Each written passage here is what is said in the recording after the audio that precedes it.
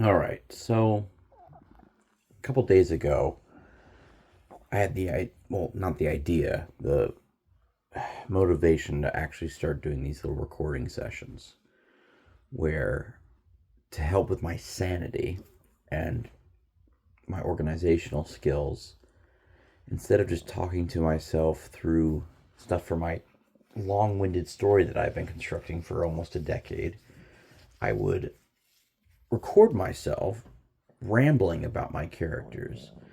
So even if the rambling goes way off course, there's something to document it.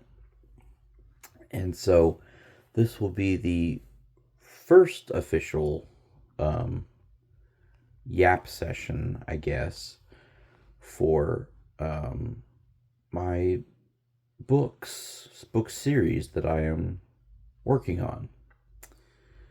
And I figured this first one would just be to kind of do a broad overview of the story and just kind of talk through the mythology that goes into it and everything. And then I will just upload this just as it is, not hoping it does get seen or does well by anyone, but if you stick around, good for you. My name is James Sheese. I am a music education student, and ever since around 2016, 2017, I had this idea of a character whose name is V, spelled VEE, who came from a time when I was watching the originals, the sequel to the Vampire Diaries, and The Flash. And so V came about as a character who was a hybrid, because I was a big Klaus Michelson fan, who was a speedster type character with red lightning, because I loved and still love the Reverse Flash. And since then, he's evolved into very much his own character that is not tied to either of them and how he acts. And the visual aesthetics aside, his power set is completely different. He's not a true speedster, he's not a true vampire, none of those things. But the hybrid nature still stands. So the book series is called The Hybrid. And it is a series that spans, in total actual time, from books 1 through 5, 5,500 years, from the first chapter to the final epilogue. The main core of the story takes place over the course of about 2 decades, when everything's added up together. Book 5 skips away 500 years because we get kind of this, like, it's just one massive epilogue story. And then the end of Book 5 has the end of the world type of chapter where we get to see it all come to fruition in the end.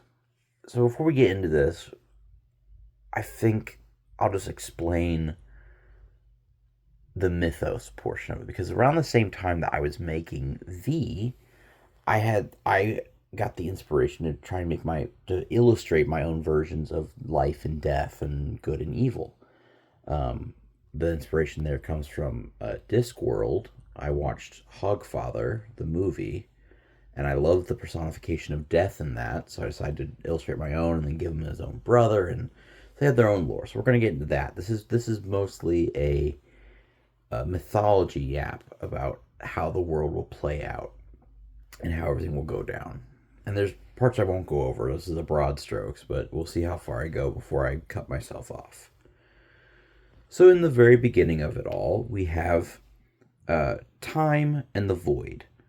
The void is a massive sheet that lies in the vast nothingness of space that appears to have a figure trapped underneath this sheet, always writhing in agony and trying to break through the sheet, but it never can. Always kind of like just that, satin sheet perfectly conforms over the body. So you just have this figure underneath um, this seeming veil that cannot be pierced. Then you have time. Time is also known as the Old Spider. He is a gray humanoid with 6 arms, a long beard, wields a tree-like cane in one tall, nimbly cane, uh, like type staff in his hand. He's always leaning heavily upon it, and for all of eternity and all of nothingness and all of everything, because nothing existed except for just the spider, they existed in a pseudo peace. until, well, we'll say one day, because days didn't exist yet, but in a moment, something broke out of the void. It ripped a hole through and emerged. And out from this emerged Doom, a massive orange cephalopod looking creature, which probably has some ties to Cthulhu in its inspiration, that was just impending dread and destruction. A creature of the void not meant to be suited for what would eventually become all of existence. And so, again, because nothing existed yet, for all of existence and all of non existence, time and doom fought viciously, but neither one could kill the other, for reasons that we'll reveal later. So, instead of staying locked in infinity, time decided to make a move that would break the infinite stalemate. He thrust upon Doom the timeline that stretched for almost what seemed like infinite time, but was a finite set of things that pushed him to the end of time. The timeline was created, and Old Man Time began to set about his work. And before we go any further, I should clarify what the mythology aspect of this series is. When I designed these characters, they were not meant to be a part of the story. They were a separate entity. But as I was working in my head on the hybrid, I realized that my mythology I had set up could be nestled in nicely to the hybrid story because of V and his connection to eventually what will be death. But the mythos is not gods. They're not, there's no god of like war or god of, the sun or anything like that. These are concepts, and they exist and are formulated because of their own perception, but they have emotions, they have flaws, but they operate under the assumption of their concept. So time is the embodiment of time in physical form, and the only thing that could ever probably touch him is something of his equivalent level of a concept. So anything lower than time can't really do anything to him, and it cascades down. So once time has created the timeline, I'm going to call him the Old Spider from now on. That way I'm not saying time and timeline over again. The Old Spider has two sons. His eldest is Life. Life is this very large robed figure who exudes light and energy, and has his head contained inside of a metal helmeted mask, because his true form is incorporeal and would fry anything around. Think like the true form of gods and stuff like that. But again, they're not gods. Billowing out robes, and pretty sure I gave him wings. Very much your stereotypical, oh, that is the one above all type stuff. And his younger brother, Death. Death technically at this point doesn't have a form, but for the sake of visualization, he looks like a traditional Grim Reaper. He is a skeletal body wrapped in a cloak of darkness who wields a scythe. The scythe is a gift from his father, which is a blade cut from his own cloth, which hardened into like a steel, and a sliver from his own staff, which allows Death to operate outside of time. Those, be impossible for this concept to just walk around and collect all the souls. And so Life almost immediately began to expand and create and become more omnipresent than corporeal, as he spread his own energy across the growing universe. Death then set himself to a job. His job was simply to manage his brother. Death is all about the cyclical nature and making sure he can transfer Life's energies back into the system, to make sure his brother's always safe and protected. So for the rest of the story, Death's entire motivation is all about having order and having balance. Balance is a very big thing with Death. And Death can become quite cynical. He's never angry at his brother. He loves his brother. But he does hate when people try and get in the way of his balance. He does not like that. So, as Life kind of expands out and leaves his corporeal form and his perception and personality behind and becomes just unending energy. The planet is created. It's not named Earth, but we'll say Earth just for the sake of ease. A planet in the vacuum of space. The sun, the stars, everything is created. And from life stems two new suns. Good and evil are born of life. And that's why death again remains outside the cycle. Death is not good or evil. It is simply necessary and is a balancing point. Good and evil will eventually spawn their own things, but for now, let's cut back to death. Death goes about doing his job and managing the planet. So when he steps foot on the planet, though, everything around him immediately dies, and the energy is absorbed by him for him to release later. And this creates quite a problem for Death, because he realizes that the more life that exists, the stronger his impact becomes. And as he is trying to move around the planet just to collect things in a balancing way, he interacts with a weird amalgamation of life, who turns out to be named Nature. Nature is simply the consciousness of the first things that life created, which was plants and some animals. Well, Death's quick interaction in her early forming caused her to become a kind of splinter creature between life and death, but mostly on the death side. She becomes life and decay, a being constantly trapped between two states of existence, flitting between this kind of plant floral-like looking creature and a withering away, decaying flakes version of herself.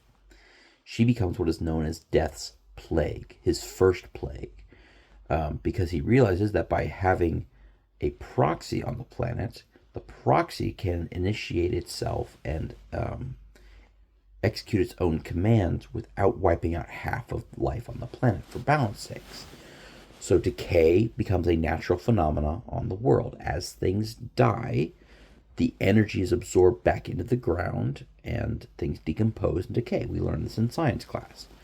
There is your reason for it, is that decay exists constantly in a shifting form between regrowing and withering away. So we flash forward centuries, and good and evil have been formed, and from life and good and evil come the humans. Humans are this odd creation from life, as they are a sentient species beyond that of most other animals and creatures that exist. And the humans are not liked by Death. Death just finds them so annoying, because unlike any other species on the planet, humans stubbornly refuse to die. They keep finding new ways to increase their longevity and how long they live. And Death is concerned by this, because the more that they live longer, the more things that they end up killing to keep themselves sustained, which in Death's mind could become catastrophic to the balance of everything. And he does okay, he's not too mad about it. Like, he's like, oh, humanity, whatever, okay. Until humans discover fire.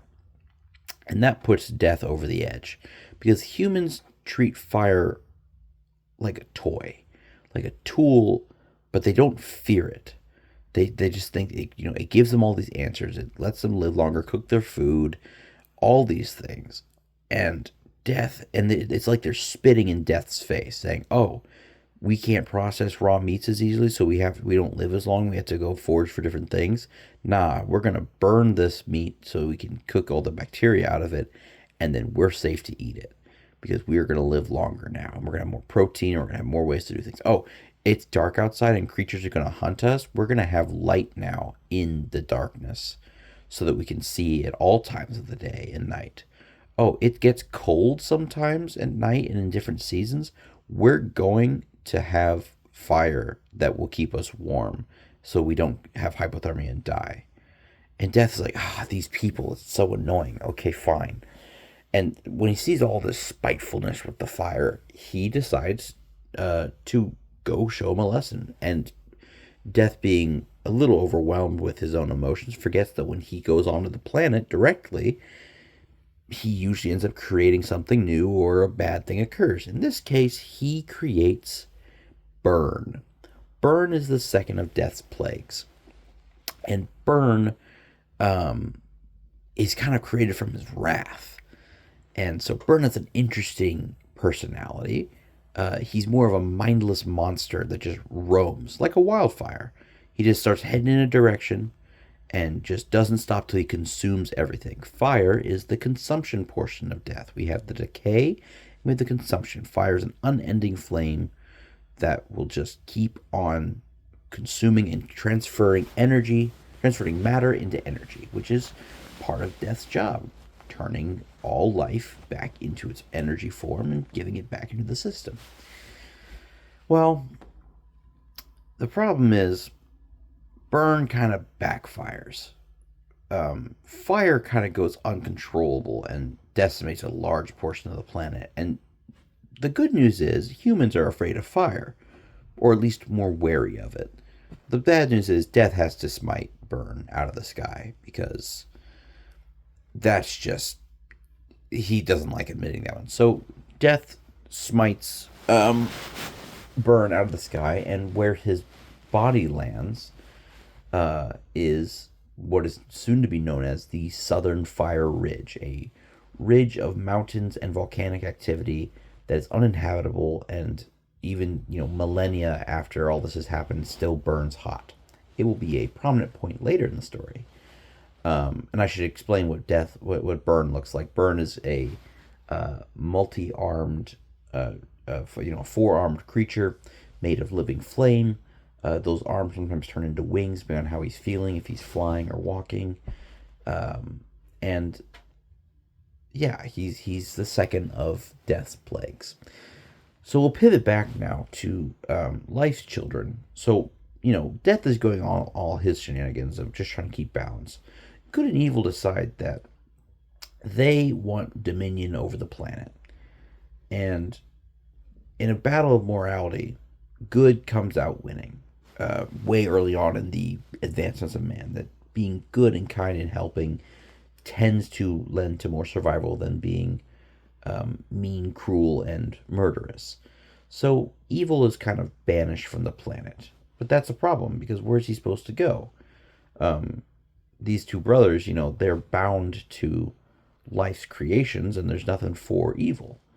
So, through happenstance, evil himself, or life forming it for them, a new area in the void of everything, the realm of the concepts is formed, called simply the below. The below is an expanse of mass and matter that exists below the planet. Not in a true scientific sense. It's not like a mass blow, but it's more in the theological sense. It's the equivalent of hell, pretty much, but it is the below where evil dwells and desperately tries to get back to the planet in any way that they can. And it just so happens that the below falls above the pit, which is death's domain. All things in life, when they are spent, fall from the planet and are collected in the sands of the pit, to which death then releases them back into the empty space to be reunited with his brother, and then his brother sends those beings right back onto the planet again, creating that cycle. So we have good and evil. Good, who won the planet, is a humanoid creature that is a series of plates, like metallic plates that forms an armor. And the reason why the morality battle had to be decided by humanity and not by the brothers themselves is because the brothers can't beat each other in a one-on-one fight because of who they are. All that good can do is kind of bludgeon and protect. He doesn't have any sharp edges to him. Meanwhile, evil looks like a massive draconic type serpentine humanoid who has an upper torso with two arms, a long neck and draconic type head, and a long coiling snake-like lower half. And he wields an arrow, a bow and arrow that is, the arrow tips are infused with his own existence. So if he shoots you with an arrow, you are infected with evil and all that type of stuff. Very tropey and cliche. This part is in the mythology. It doesn't really tie too much to the book series. Mostly it's the life and death portions that do, but it's kind of fun to explain. So the brothers can't really interact with each other because the armor can't really hurt the scaled beast, and the scaled beast's arrows can't hit the armor because they're hollow inside and the plates are not connected. They kind of hover in a amorphous type form where they can take on any shape they want. So they couldn't beat each other. So, like I said, good gets the planet, and from good spawns a number of new concepts: leadership, hope, order, justice, these type of creatures, these type of concepts. Leadership is a massive, hulking, strong blue warrior with 4 arms and armor that was prevalent at the time that he was created, when humanity started to form their own societies. And he quite literally holds the core of the planet together. Leadership holds it all together. He is gripping these massive chains that holds the planet at its core. Justice is a weird half and half light and dark amalgamation that wields a massive sword that cuts down all who are guilty and spares all who are innocent. And justice is blind, of course, and all those tropes fall into it. Hope is this looks kind of like the mix of like a anthropomorphic beetle type thing with some fuzzy bits and just kind of like not Hope, sorry. Hope's not a character. Peace. Peace is that character. Peace is just kind of this lovable girl, big roly-poly looking, fuzzy, kind of got a mix of some like Baymax in there. Just very peaceful. Strong, but a gentle giant. And then you have Order. Order is a towering figure in full armor, just like his father. Wears a horned helm, wields a massive hammer, and would set about in the battlefields of the advancing humanity, going about making sure that whatever side, picking sides and making sure certain sides would win. Evil really didn't like Order especially, because Evil bore deceit and greed and there's one other one, I think. I don't remember. I made those illustrations a while ago. They aren't quite as important to the story. They just are things that affect humans and the vampires later, but mostly humans. So Evil one day, not liking all the amount of, good on the planet, decides to take Order and captures him. Because technically he's a tier above Order. Order can resist evil, but, evil is a higher tier. If we're counting the tiers, we have time, old man time, and then the second tier we have life and death, and then good and evil fall just below life and death and are on the same level as the plagues that are spawned by death, and then Order is a tier below that, so he gets captured. And there's a thing that exists in the below, which is a kind of a chaotic storm, which is just the madness of sentience that exists in the below, things that are cast away and just kind of all collect. And Evil is kind of just, done with Order. So he thinks, I can't kill him because that could cause problems, but I will maybe corrupt him. And he chucks Order into the storm and hopes it'll drive him mad and create something new. I remember what the other thing was. We'll get at that. Order steps out completely fine, not bothered at all by the storm, which Evil's kind of pissed off about, but Order gets away and gets back to the planet.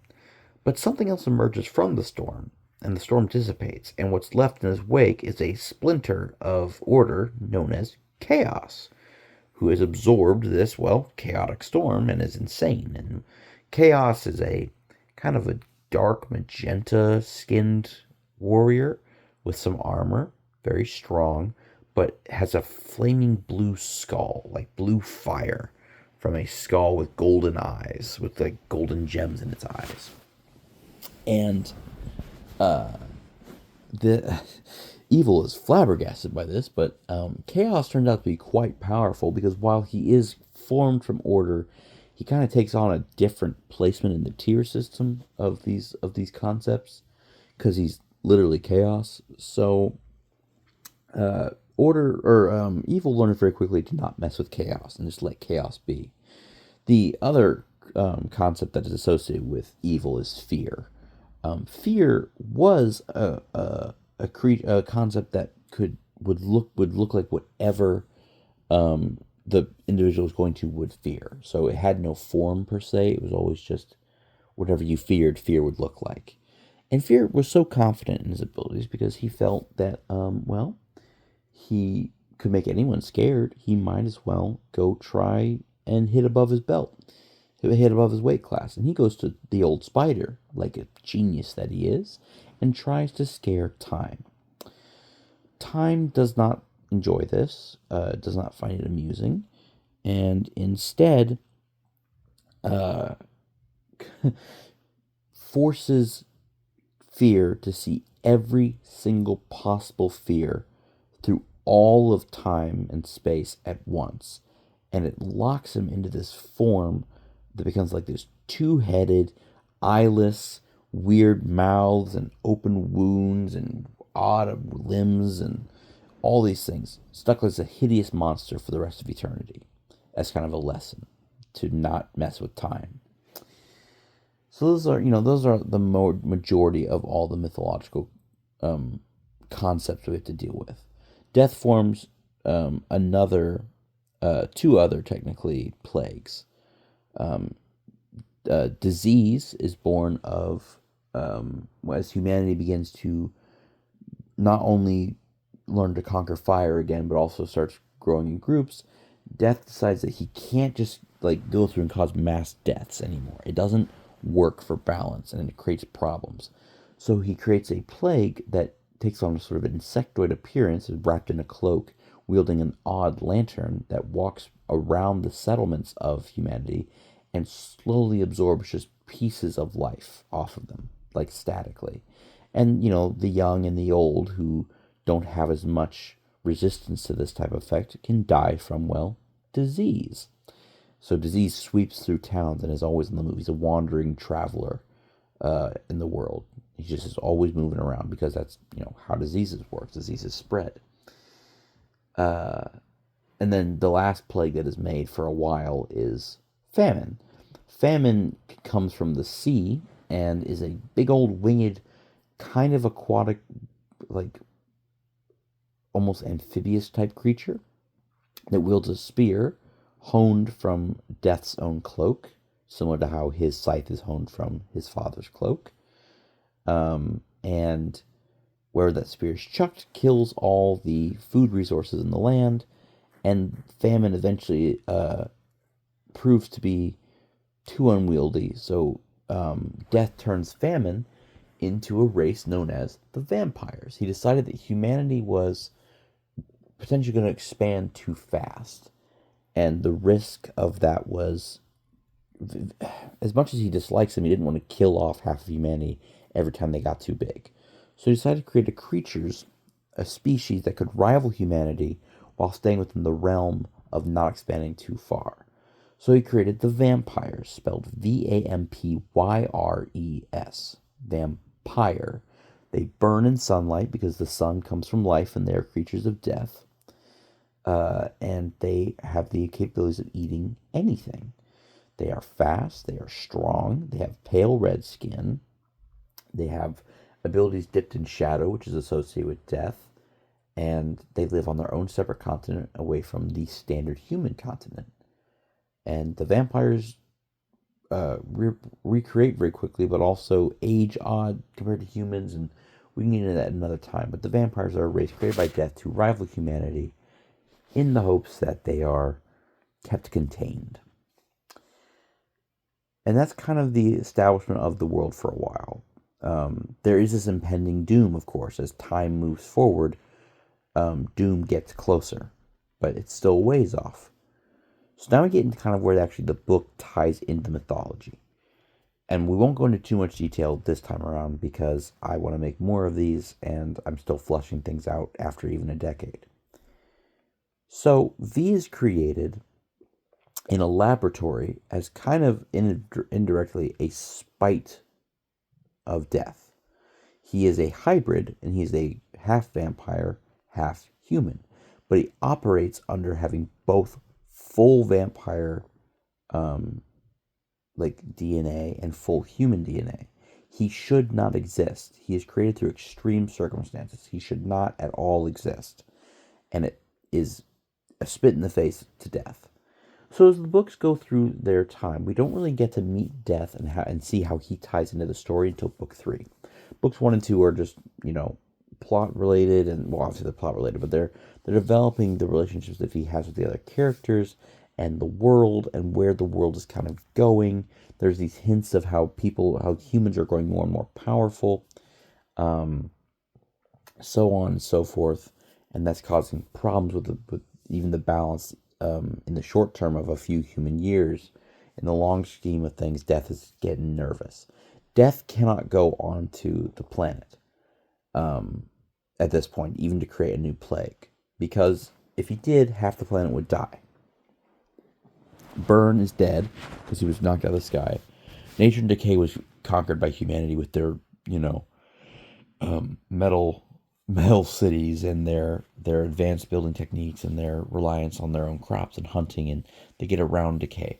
Disease is much harder to get anything done because humanities have built up quite a resistance to it through the power of medicine and better hygiene and all these things.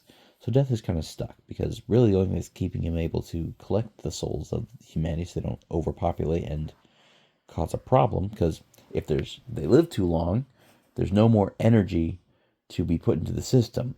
So then when all that energy dies, now you have a bunch less new energy, you have a displacement, all of that. Death is just concerned. So the war with the vampires, though, is keeping that in check because both sides are dying, so he has things to collect and he can keep the system moving. That's until V comes along. Book 3, we find Thomas Dandros, V's older half-brother, dies and is marked in a way that means that Death cannot collect him because of a thing that occurs in the way that he is killed. And at the end of the same book, V sacrifices himself and is eviscerated to completely disintegrates and also dies. Because Tommy could not have his full soul collected, the piece of him was like left behind in the wound that he was granted. His soul gets to linger in Death's domain. And Tommy is a creature of hubris, and he challenges Death to a game in the hopes that he can, get back to the planet. And Death accepts because why not? He's Death. He has all the say. They do a battle where they each get to pick champions, and the champions fight to see the strength of their souls or their willpower, or, all these things. And whoever wins gets, to choose what they, their prize. Assumingly, Death would keep Tommy's soul forever, something like that. Just basic stuff. Well, Tommy summons V's essence. He doesn't really have a soul because of his split heritage, but he summons V's his visage, his essence, and Death spawns in a bunch of creatures from the sands of the pit, and they begin to fight. And V wins all the fights because of how V is determined not to die, and it was made to kill anything. And Death is pissed about this. So, Tommy wins, and because he uses his brother as a bargaining chip, saying, "Hey, you've explained to me through our little chit chats while you've been waiting for my body to be destroyed enough that you can collect the rest of my soul, that you need someone in the world that could interact with the world in ways that you can't to help fix this problem." The problem being now an imbalance caused by Jackson, who we'll get to it at another time. Well, you can use V. And Death ends up having to use the very creature that he hated, that was made in spite of him, as his new emissary. So V in book 4 is the emissary of Death, which grants him some cool abilities. He has an ability where his main ability is that he channels energy and can turn it into speed pretty much for himself, or cast little red lightning bolts from his fingers and channel that energy into weapons and that type of stuff.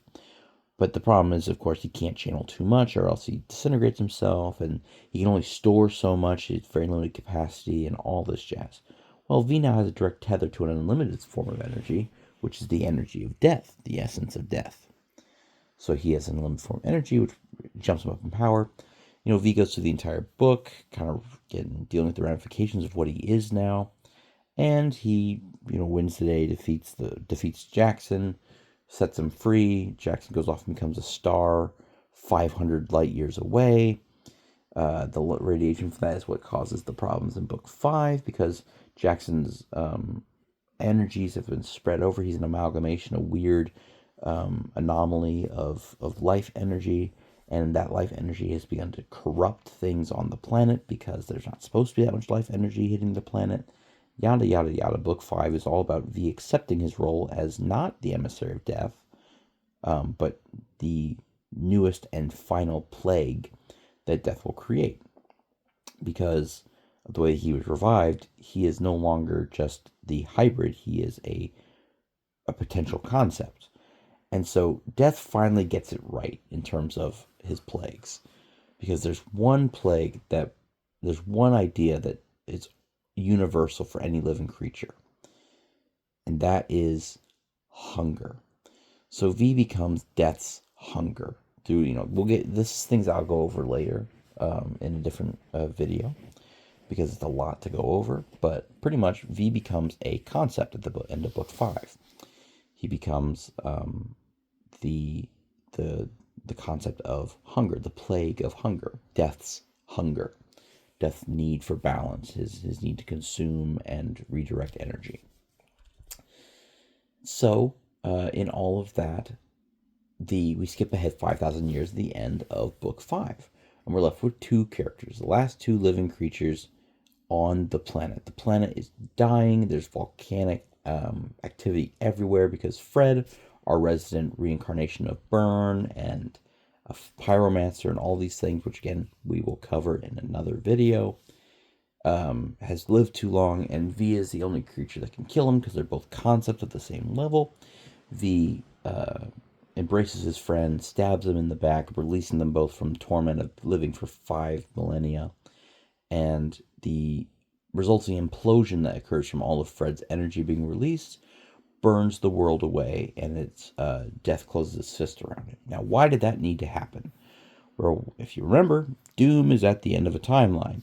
The timeline is reaching its natural end because of all the things that humanity and the vampires have done to themselves. So as Doom approaches, the first thing that happens is he begins to emerge from the metaphorical sea, from the ocean. And Fear is the first to find him and is immediately consumed by Doom. And Doom then goes on a rampage, absorbing and disposing of all the other concepts and living things on the planet. And from the real life, quote unquote, standpoint, this is the invasion of a species known as the Bloodvin, who are from the void. This is the destruction of the vampire race. This is the destruction of humanity from events in book 5. These are allegorical type of things, is what Doom is doing. And all through Doom's conquest, he keeps seeing half of the energy he should be absorbing disappearing to a small little creature in a black hooded cloak. And he doesn't think anything of it, but he's like, I should have more. And because he absorbed fear first, he's afraid of what certain things can do, other concepts, so he's eliminating them one by one. The one that he's most afraid of is chaos. And chaos has known that Doom was coming. That's part of the madness aspect, so he just lets himself get consumed until the planet breaks apart, which is what the allegory of Fred destroying the planet via V's stabbing him is. Doom then descends into the below, makes quick work of the below because he's absorbed all of the good and things up above. When both of his sons are dead, life remanifests himself, seeing that, oh, here's where some of the energy all went that he's supposed to absorb. Life comes cascading down, puts up a really good fight against Doom because he's on a higher echelon than his previous creations. Burning away part of Doom probably could have ended him. Life could overcome the doom and the fear and all that. But Doom is crafty, and he rips off a chunk of the void and hurls it at life, which instead of causing the aspects of life to go to death, it erases it completely, thus severely weakening life, and then Doom absorbs life. So now Doom has absorbed everything but one guy. And all that is left in existence is the pit. A lavender sands, seemingly in endless, infinite directions, a gray sky with always distant thunderclouds. It never rains and it never gets overcast, but the clouds are always distant. And there stands Death. And Death is pissed because his brother's been killed. All of his balance is gone. He is just enraged. And so he summons up the incarnation of his own domain because all that life energy has been trapped inside of it. And the pit becomes its own giant kaiju type monster that battles Doom and breaks Doom down quite a bit until Doom is almost like human sized next to Death. And Doom still thinks he can, beat Death because he's got pride and he's got all these things. And Death ends Doom. And all of that energy that Doom had absorbed is then poured into Death. And Death learns of what he was supposed to do. Because, of course, Doom had absorbed the old spider right before coming to the pit, as that was the last thing to do. So, and the old spider knew that he was going to die before, he could see all of time. He knew what was going to happen. So Death then will restart the universe, basically, with no Doom, because he has all of the energy of existence. All he has to do is re-release it. And he does. And that's the end of the mythology, and that's the part of the story you don't get to really see. The story itself ends with a wide shot, if you will, literally speaking, of Death's hand enclosing around a tiny planet and snuffing it out as it was meant to be, as V and Fred end it all.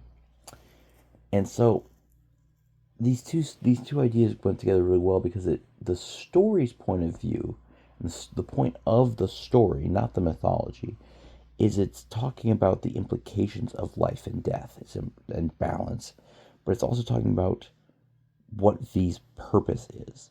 V is created in a laboratory as a weapon, and he goes through the first two books especially operating as that weapon, even when he escapes from his creators. He is always a tool for someone else. He kills on the orders of other people, almost exclusively through the entire first two books. And that's part of what got Death so frustrated, was that this creature was almost as if doing his job, killing anything on orders from other people trying to, work their own schemes. So V then advances to a different persona of himself as he grows and develops. Takes on the role of the emissary, and he begins to see that he has to bring the balance himself and think for himself and do things for himself and be his own boss and not just kill because he was ordered to and do so when necessary. He's still a murderous psychopath. That's not important. And then book 5 is him accepting the fact that he is no longer the mortal hybrid, the creation, the little monstrous boy that from 500 years ago.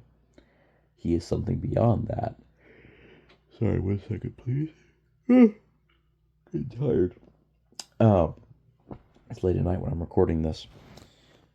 He is the embodiment of Death's will. and that takes on a certain responsibility, and it takes on certain prestige. And so he goes from this killer weapon to one of the most powerful beings in all of existence, but also a shepherd. Death's hunger, the form that he takes, is a taller, lankier form of himself because he's still, almost an eldritch entity at this point, but wields not his sword that he's used for most of the series, but his original dagger and a staff, almost like that of a shepherd, because he is watching over the flock that is life, calling it when needs to, protecting it when he needs to from other forces. And so he goes from this role of murderous psycho killer to a watcher and protector, and the story just kind of goes into that thought of balance and the inevitability of how things go. And it's got a lot of tropes that we'll get into in later things, but that's basically the overview of the hybrids mythos and story, which I'll get into more in depth. And this has been a whole rambling thing, and if you stuck around this long to listen to my weird, internal dialogue of characters and stuff, good for you. Thanks.